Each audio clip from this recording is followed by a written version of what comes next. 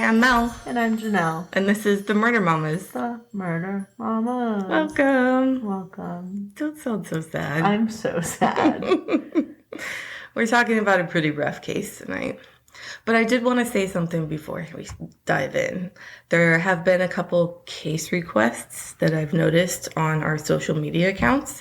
I have those written down. We are getting to them. I just have like a list before I get there. So I just wanted to let everybody know. I've seen your comments. I get it. We're working on it. Yep. So there we go. They're in the pipeline. They are in the pipeline. All right. You ready? No, you're not. Okay. So today we're... I didn't even answer, just a groan. I know it's a tough case, but it's like something that needs to be told, I think. I'm for sure gonna cry. Yeah. So we're going to talk about Matthew Shepard. He was a gay man who was brutally beaten to death. I found some other information that was going along the lines of these people may not have killed him because of his sexuality, but because of his drugs. I don't know. So I'm just going to put that in there, and then I'm going to just talk about everything else. So you guys can decide. Okay. Okay. So Matthew Shepard was born in 1976 in Casper, Wyoming. He was the first of two sons born to Judy and Dennis Shepard. His younger brother, Logan, was born in 1981. The two brothers had a really close relationship. It was said that Matthew was more on like the smaller side. He wasn't athletic, but he was always outgoing and loved people and wanted to be the center of attention. Yeah. His brother was tall and big and athletic, and like they were just complete opposites, but they were best friends. Sounds like my kids. Yeah.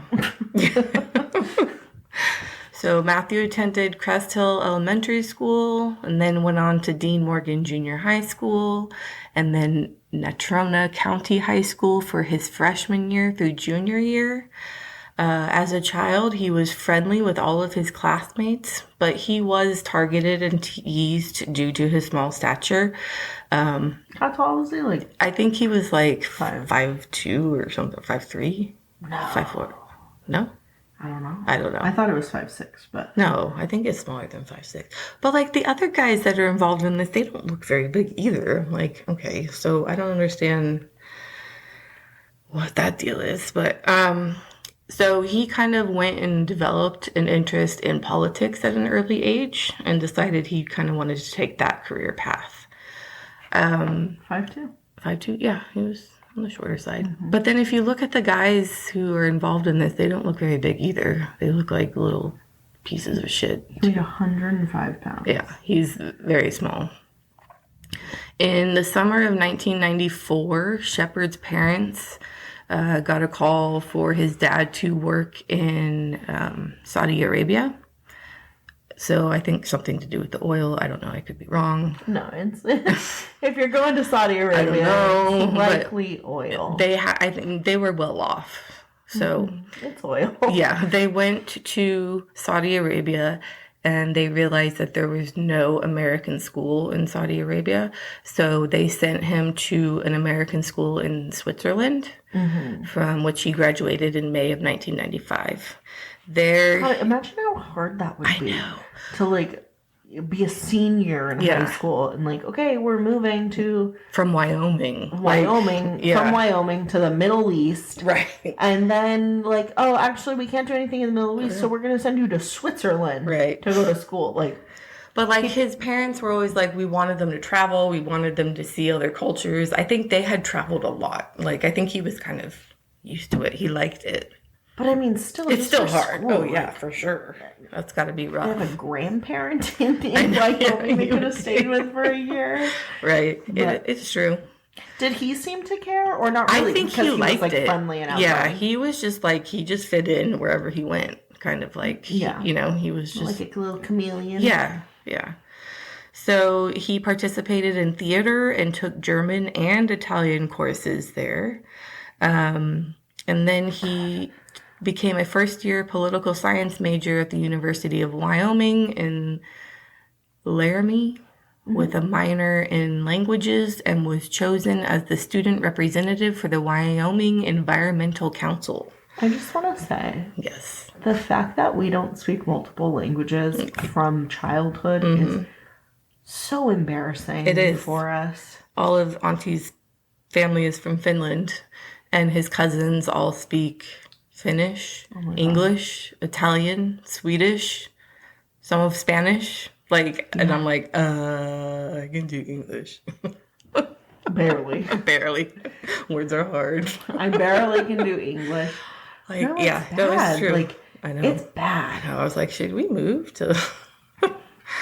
yeah. I knew someone whose kids spoke Hebrew with their dad. Wow. Yeah. French with their mom. English and Hebrew at school. And Spanish with their nanny. Wow. Yeah, that's insane. And they were... good for them. Just the leg up they have on everyone else as adults. It's crazy. For sure. It's the thing we should focus on more. Yes. I think. We should. Anyways. But it's their countries are all small and they can travel, so their languages are all, it's the United States is big and there's nobody surrounding us that doesn't speak English, except for Mexico. Yeah, but yeah. I don't know. I get it. I wish we spoke Spanish at home, and my kids could be bilingual. But I took Spanish and I don't remember a lot of it. And I'm like, that sucks. I actually do remember a lot I'm of it. sure I would if I sat down. Conversationally speaking. Yeah. But Chris can't. So, if we can't talk in it, how can we talk to our kids in it? You know? You can't. It's so hard. It is hard. I really wish, though, that I could have. Anyways. So, Shepard was... He talked about him taking language classes, and that's all my brain can think about how... Yep. We don't do a good job at We really don't, though. Shepard was an Episcopalian, and he once served as an altar boy in the church. Okay. He was described by his father as a, quote, optimistic and accepting young man who had a special gift of relating to almost everyone. Mm-hmm. He was the type of person who was very approachable and always looked to new challenges. Mm-hmm. Yeah. So Michael Jose, who had been Shepard's friend, later created a documentary about him called Matthew Shepard is a Friend of Mine, described him as a, quote, tender-hearted and kind person. So I will link that in there if you want to see that. Okay. In 1995... Did you watch the Laramie Project while researching? I did not do that, no. I watched that in college. I heard it destroyed people, so I was just no, I'm just going to skip that one. It's why I don't want to do this episode. Okay. It really left a lasting impression on me. Okay. Mm-hmm. Yeah, I did not watch it. I didn't want to.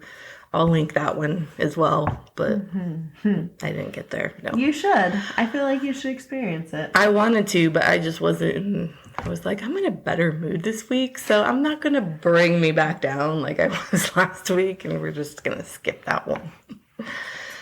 Yeah. So in 1995, Shepard was beaten and raped during a high school trip to Morocco. Did you know about that? Mm-hmm. Yeah. He was really excited about this trip. Mm-hmm. It was a senior trip. They were sending boys, there was a hesitation, we're sending all these American teenage boys into Morocco, which isn't the safest. I don't know much about that country, but it would scare me. I would not want to send my teenage boy to Morocco, of all places. It would just not happen. Would you send your teenage daughter? No. Oh, I'm thinking because I have a teenage boy right now. It's just nope, that wouldn't happen. No. So this caused him to experience depression and panic attacks, according to his mother. Mm-hmm. One of Shepard's friends feared that his depression had driven him to become involved with drugs during his time at college. And this is where I kind of get my information from. There are reports that he started dealing drugs and that he was taking meth. From who?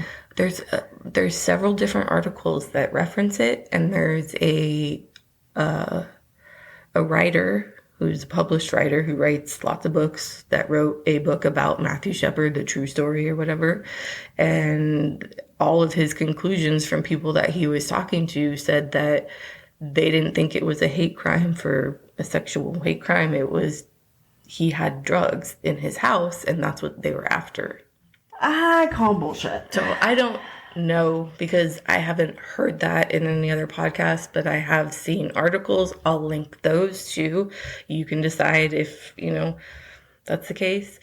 They also said that he had been on a meth binge, but he did not have meth in his system when he died, and meth stays in your system for up to 90 days.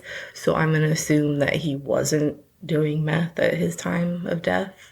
I mean, can we assume that if this writer is getting their information from the people in this town, like possibly there's a smear campaign? Could be. Yeah. Right? Like, yeah, I don't know. I'm just telling you what I found and what I read. Maybe there's more than just a group of bigots, and there's a lot of them, and or I guess not bigots so much, but homophobes. Oh yeah. And maybe they all are victim. Well, he did. Blaming. He said he got a lot of backlash because they were like, "No, this is a hate crime against someone's sexuality."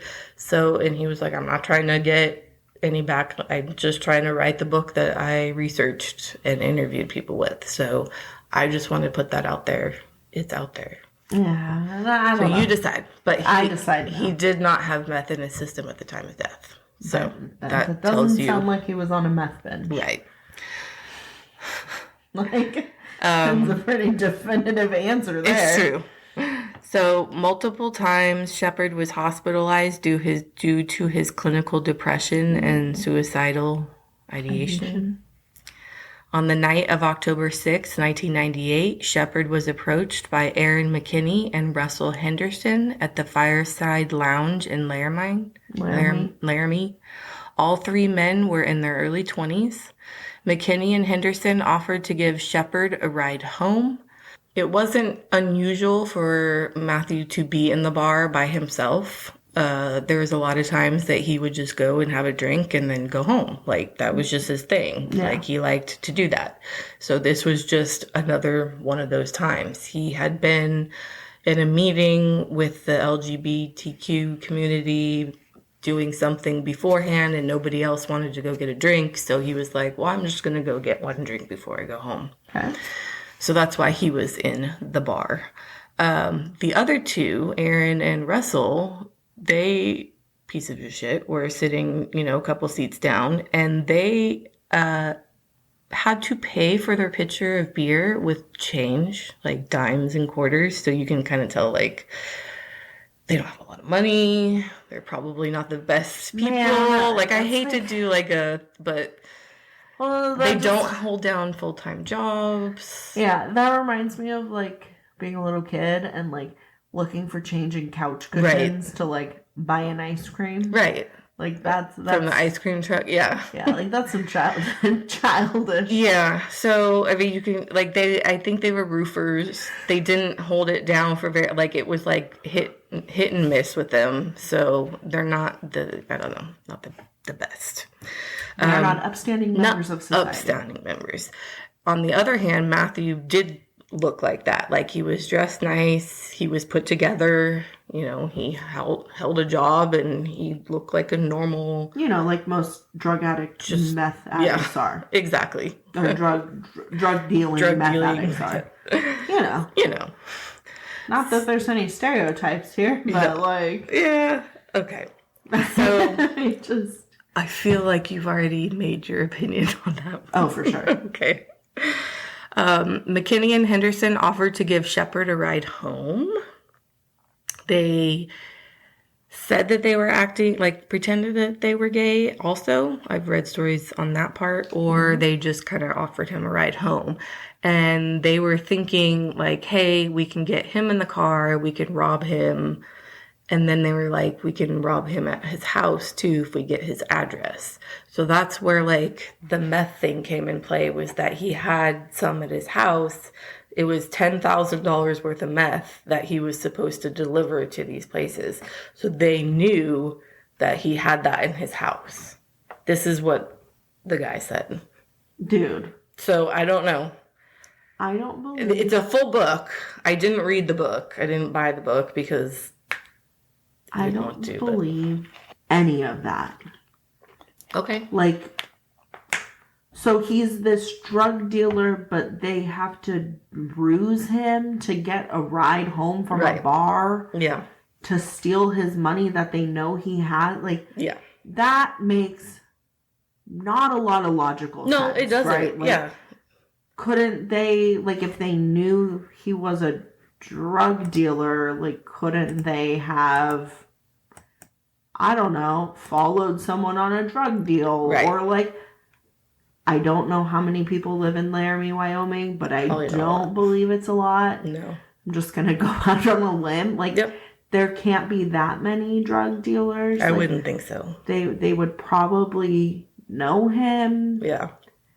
Well, I'm putting it out there. I read it. It was in more than one article. It's in a book. Yeah, no, I don't believe that. Okay. So they pretended to give Shepard a ride home. They actually drove to a remote rural area and proceeded to rob, pistol whip, and torture Shepard, tying him to a split rail fence and leaving him to die. Many media reports contain the graphic account of the pistol whipping and his fractured skull. Reports described how Shepard was beaten so brutally that his face was completely covered in blood. So he was, I think, hit between like 18 and 21 times with the pistol.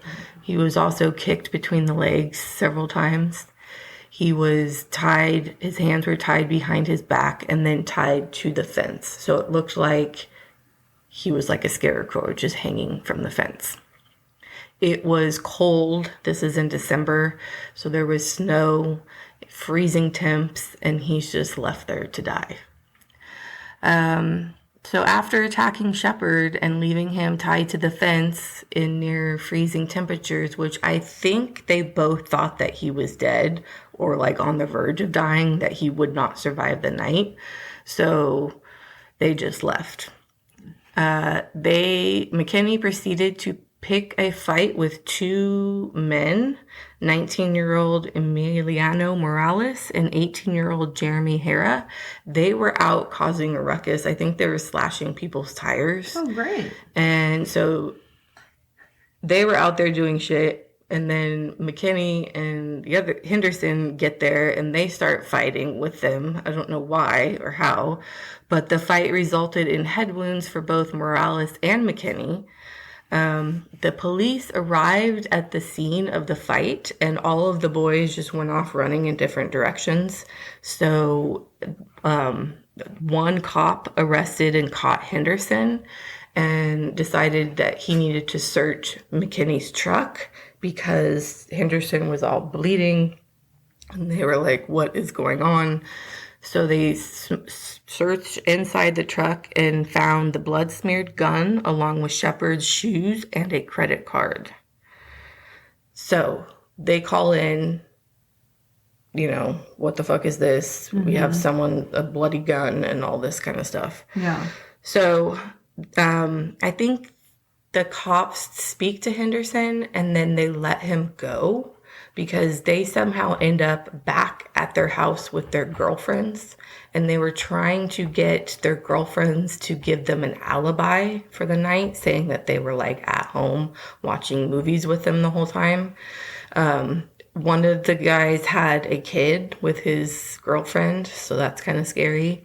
And and so both the girls went along with it, but then one of them ended up turning on her boyfriend. So one person out of the four was a decent person. But she wasn't, this took a while to even get her to, they're all pieces of shit. Okay. Yeah.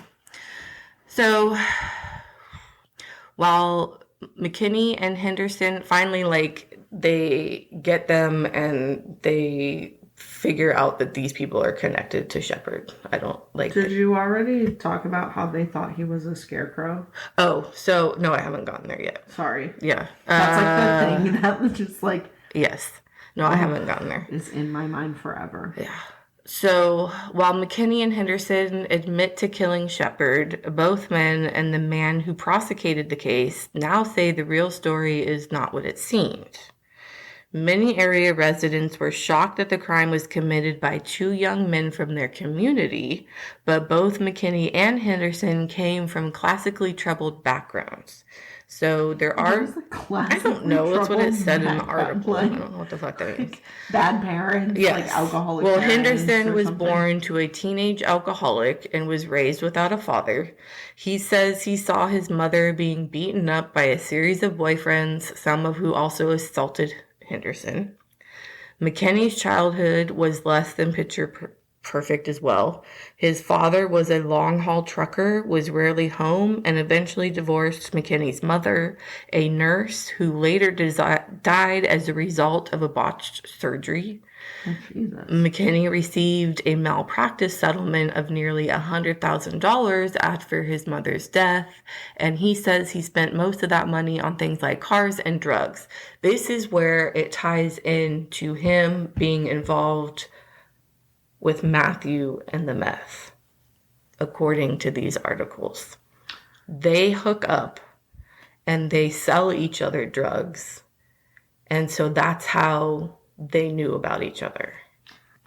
Is what this article and what some of these stories are saying. I think you're looking them up right now. I am. I'm reading about it. You're reading about it. So they're out there. Well, I don't know if it's true. It's just this one guy. But then there's articles written about it too. Yeah, you can write an article about anything. And this guy can write a book about anything too. That's true. That's true. But I don't know. I'm just trying to say, this is what I found in my research. I don't know. Okay. Still tied to the fence, Shepard was in a coma, and 18 hours after the attack, when he was discovered by Aaron Kreifels, a cyclist who initially mistook Shepard for a scarecrow because it was October and he thought it may have been a prank that he was up there tied to the fence, bloody. He got off his bike and realized that it was an actual person because he saw his chest moving up and down. So he ran off. I hate that so much. Yeah, he ran off and called the cops. Reggie Flutie, the first police officer to arrive at the scene, found Shepard alive but covered in blood. Shepard was transported from Envision Memorial Hospital before moving to the more advanced trauma ward in Fort Collins, Colorado.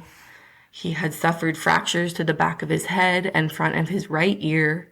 He experienced severe brainstem damage, which affected his body's ability to regulate his heart rate, body temperature, and other vital functions. There were also about a dozen small lacerations around his head, face, and neck. His injuries were deemed too severe for doctors to operate. Shepard never regained consciousness and remained on full life support. While he lay in intensive care, and in the days following the attack, candlelight vigils were held in countries around the world.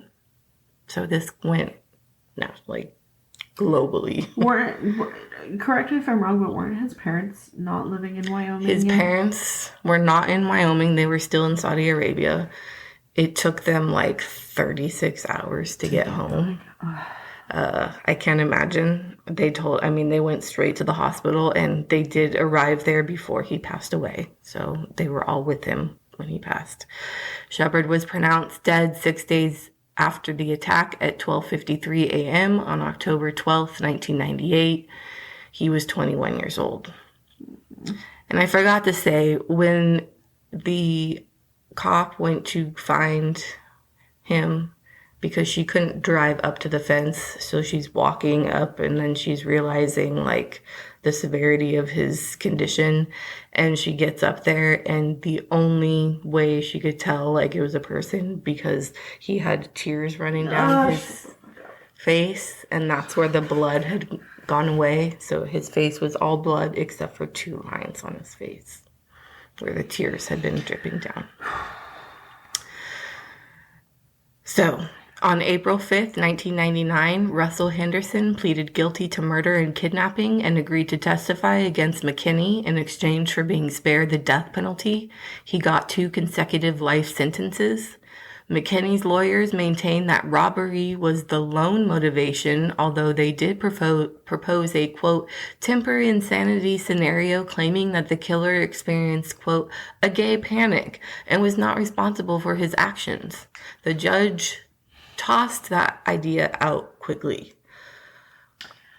I have so many fucking thoughts. Well, first, that's not a thing. Second, hi, I'm a woman. Been there. Had unwanted things point out me. I have not gone off in a rage and pistol whipped the guy 18 to 20 times and then kicked him in the groin and tied him to a fence. Like, maybe you thought about it, but, like, no. Like, no. Women deal with it. I'm saying men deal with it too, but, like, we've all dealt with that shit too. It fucking, like, whatever. It's a part of life. Like, you move on. You don't attack somebody and kill them. Like, that is just the... When I heard of that, I remember hearing of that, and I was thinking, what? Like, this is an actual thing? They can say that he was so pissed off because a man came onto another man, that, like, that would be okay to send him into a jealous rage? Like, that's supposed to okay his behavior? Yeah. What? Can you have hetero panic? Yeah. Where you just, like, freak out? like you're saying. Like, yeah. Like, is that a thing? Is it? Because I've never done that to anybody, and I've had lots of unwanted advances. Yes. But nobody's died on my watch. Yeah. Yet. Like, yet. I'm still alive. You can see. It's just crazy. The jury found McKinney guilty of felony murder. He, too, is presently serving 2 consecutive life sentences. So, members of the Westboro Baptist Church, led by Fred fucking Phelps, who is now deceased, so we don't have to worry about him, received national attention for picketing Shepard's funeral with signs bearing homophobic slogans, such as, quote... Fuck them. Okay, I don't even want to talk about them. Well, Matt in Hell and God Hates Fags.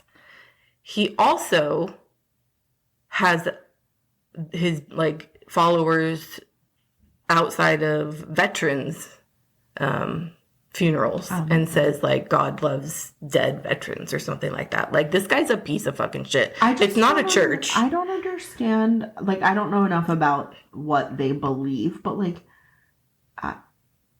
yeah. I'm not a crazy religious person. Nope. But, like, wasn't Jesus's whole thing, like, love your neighbor like you love yourself? Yeah. And, like, treat them like you treat yourself. Yeah. Like, that's a commandment, right? Like, yeah. Did they read a different Bible with different commandments? I think they did. I think they did. Wait, why? It's just being so hate-filled and trying to, like, use religion as, like, a scapegoat for just being a hate-filled, homophobic fucking piece of shit. It's astounding. And they were at his funeral. It's so disrespectful. It should be illegal. It should be illegal. It should.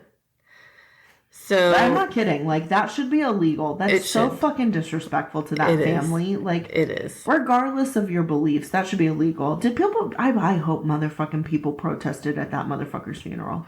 I hope so. Hope so. Church members also mounted anti-gay protests during the trials of Henderson and McKinney. In response, being so afraid of gay people that this is what you do with your life. Right? Like, what? They're just people. They're just regular people living life. Go fucking work overtime or something. Get something else to do. Right? Like, get a hobby. Read a book. Watch TV. Like, go on a walk with your family. Like, there are so many options rather than filling your heart full of hate. Like, I know. It doesn't make sense. Okay. Sorry. So, in response, Romaine Patterson, one of Shepard's friends, organized a group that assembled in a circle around Westboro's Baptist Church protesters. Did you hear about this? So, the group wore white robes with gigantic wings resembling angels that blocked the protesters. Yes, I love that. So, they had, like, PVC pipe that made their wings stand out like past your arm length so that it was like wings. And they were all just like floating around, just standing in front of the fucking assholes and singing songs so that like they would drown out all the other noise. And I think they continue to do that. They go around to veterans' funerals as well because these people fought for our country and now they died and now they have fucking other people saying you fucking piece of shit. God damn it. They're horrible people. I love that so much. Yeah. You know, like, they shouldn't exist, though. In no world should someone have to do that. No. Like, the fuck? Like, what do you care in the first place? How do you care? Like, I don't care about that many things, I guess. Like, it just... Right? I feel like I'm like, should I care about more things? Like, I don't care. You gay? I don't give a fuck. You want to dress like a woman? You're a man? I don't give a fuck. You want to go swimming when it's cold out? I don't give a fuck. Like what do... I just don't give a shit. Do you? No. Who cares? I really don't. You want to drive a purple car? I don't care. I suggest not to.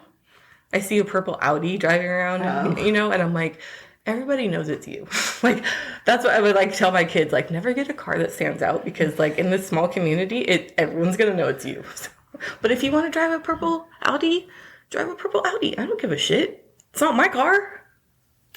I just don't have enough, what do they call, like, spoons or, like, enough fucks to give, or like my care cup is not full enough to pour into all these different buckets and be so bothered by things. Like, sure, things piss me off, like when people don't put their card away,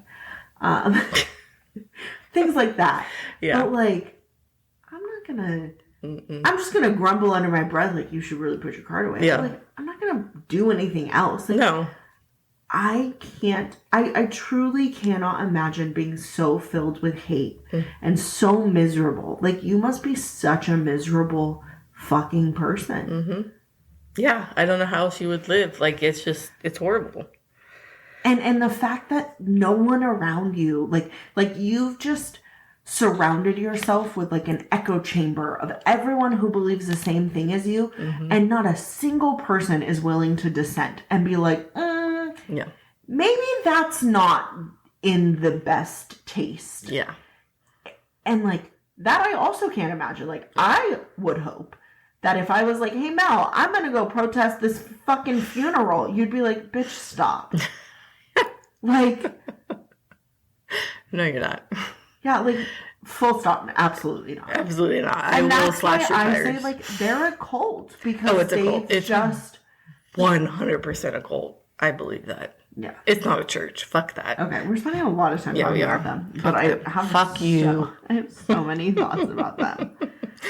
Okay, I was reading another article, actually. Yeah. Because I'm really interested about this drug connection that I don't believe exists.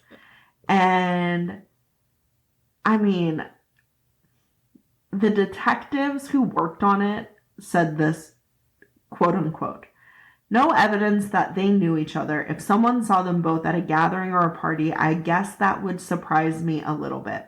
It's possible, but it would surprise me because I just don't think that those two people were running around in the same circles. In fact, they said that McKinney frequently told them in meetings that he didn't know Shepard. Yeah. O'Malley has been on record many times saying that Shepard was the victim of a hate crime, blah, blah. We did a very meticulous search of Matthew's apartment, and there wasn't one indication of meth use or possession or anything surrounding Matt. Okay. Yeah, I mean, I'm just saying it was there. I researched. I didn't know about that when I was coming into this story. Yeah, I knew the story. I didn't know, but I did find several different articles that were backing that up. So I just thought, well, maybe. Also, Judge Donnell has read books and articles on alternative theories and said his view on what happened hasn't changed. Okay. All right. Based on the evidence that I saw, even in the pretrial hearings and that sort of thing, I don't have any reason to think it was any more than killing him because he was gay. Okay. And that's what the judge said. Okay. And this is 20 years later. Yeah. All right. That's from an article in 2018. If you'd like me to link it for you, I'd be more than happy to. Okay. On March 20th, 2007, the Matthew Shepard and James Byrd Jr. Hate Crimes Prevention Act was introduced as a federal bipartisan legislation in the U.S. Congress. It would amend the existing federal hate crimes definition and expand it to cover gender, sexual orientation, gender identity, or disability, and require reporting by the FBI of those crimes, including in the expansion. James Byrd Jr., do you know who that is? Was a black man who was strung up behind a car by white men and driven around until he died. That was here, right? In Texas? I think so, yeah. And it was like a truck, wasn't it? It was a truck. And they had, I don't remember the details, but I remember like when they did the autopsy, like something to do with he was holding his head up the entire time so it wouldn't get, yeah, so that's horrible. So they brought in that prevention, which was like, why does that even need to be a fucking, like, what? Yeah. You have to amend something to cover the fact that you're not allowed to do bad things to people because of their religion, sexual orientation, like, what? Disability? What? On October 22nd. Again, like, I just can't imagine being so filled with hate where, like, you see someone who has a disability. And you're like, a disability. Oh, fuck this. Like, what the fuck? How are they even in charge of that? Like, you have a disability. That means you're disabled in some way. Now I'm going to talk about a book I read. Uh-oh. I'm going to hop on my soapbox. No, I read a book, This Little Life. It's like a 500 page book. And I powered through this book in like 3 days because it was going to go back to the library. And I had to finish it. Yeah. I think I told you about this. And the guy, one of the characters in the book is a gay man. And he's disabled from like, you find out like a horrible abuse that he suffered as a kid. And he has like a boyfriend who fucking beats him for being disabled. Yeah. Because his parents... Why is he his boyfriend? What? I mean, like, what? If you're that angry that your boyfriend is disabled, like, maybe not be boyfriends. Yeah. It was. Just a thought. It was a rough read. Yeah. So. I can imagine that. On October 22nd, 2009, President Barack Obama signed the Matthew Shepard and James Byrd Jr. Hate Crimes Prevention Act into law. The same year as Shepard's murder, James Byrd, a black man, was tied behind a car and dragged to death by a pair of racists. Okay, so according to the United States Department of Justice, quote, the Matthew Shepard and James Byrd Jr. law creates a new federal criminal law which criminalizes willfully causing bodily injury or attempting to do so with firearm, or other dangerous weapon when 1. The crime was committed because of the actual or perceived race, color, religion, national origin of any person, or 2. The crime was committed because of the actual or perceived religion, national origin, gender, sexual orientation, gender identity, or disability of any person, and the crime affected interstate or foreign commerce or occurred within federal, special, maritime, and territorial jurisdiction. You said so many words. I don't know what the fuck that means. I'm gonna tell you, you sounded like a teacher from Charlie Brown. Like, what? I was like, well, that sounds like it'd be something interesting, so I put that in there. That's my last tidbit of information. Oh. That's all I have to say about that. Thanks for listening. You can find us on Instagram at The Murder Mamas, Facebook, The M Mamas, Twitter, The Murder Mamas, email, themurdermamas@gmail.com. And if you like us and are happy with our content, please leave us a review and a 5-star rating. We would appreciate it. Bye.